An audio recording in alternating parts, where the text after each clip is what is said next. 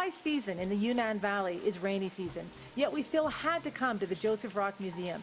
This man was a botanist, a traveler, a linguist, an adventurer. He told the story of the minority people in this region for almost 3 decades, and he transcribed the Naxi language. He was a true Indiana Jones. The Naxi people form one of the 55 ethnic minority groups officially recognized by the People's Republic of China. They are thought to have originated in northwestern China. Now, this is an ethnic group inhabiting the foothills of the Himalayas in northwestern Yunnan province and southwest Sichuan province. These minority people were brought to the attention of the Western world by 2 men, the Austrian-American explorer, linguist, botanist, and geographer Joseph Rock, and the Russian traveler and writer Peter Goulart, both of whom lived in Lijiang and traveled throughout the area during the early 20th century. Peter Goulart's book, Forgotten Kingdom, describes the life and beliefs of the Naxi and neighboring peoples. The author dedicated this book to his friend Joseph Rock.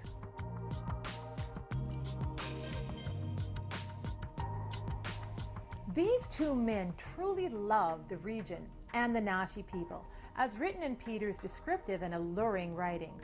This is what he wrote about seeing the region for the first time again and again. Descending from the pass, the loveliness of the valley hit me with staggering force, as it always did when I made this journey to Lijiang in springtime. I had to dismount and contemplate this scene of paradise. The air was like champagne, the weather warm but with a tinge of freshness that came from the great snow range dominating the valley. He clearly cared about the area and the Naxi people. The Naxi people have a long and storied history. This place here in the Jade water village is very important to them. This represents the god of nature, and this is one of the most fresh drinking springs in the area.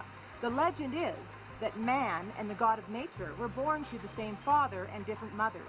When the parents died, there was a fight over the property inheritance. Originally, the god of nature wins. Man has nothing.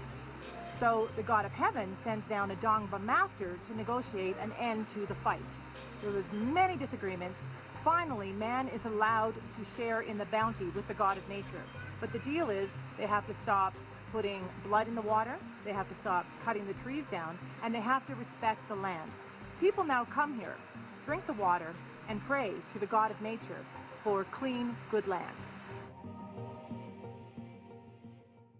I've got great access today. My friend Yan is going to take me to meet a Naxi Dongba master. My first question is going to be, how does one become such a wise man?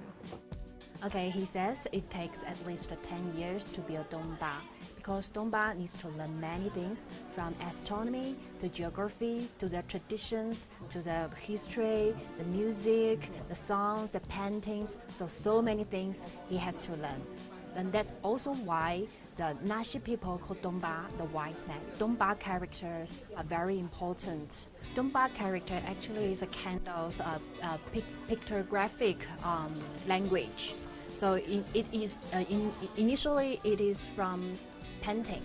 So when they see a bird, they draw bird and they will call this bird. Like, it's beautiful paintings, and he is very good at this, and he's very glad to show us how to paint this. A Dongba master is a learned man, and I'm very lucky to meet one.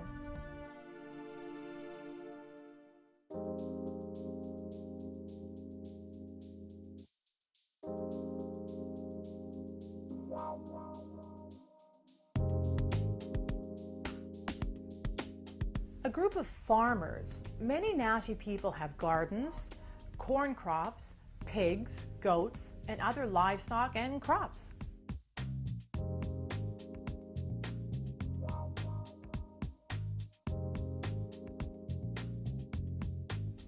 Sometimes it's lucky to be a blonde in China. They were as interested in me as I was in them. So I got behind the scenes with the Naxi orchestra, and we had a really great time.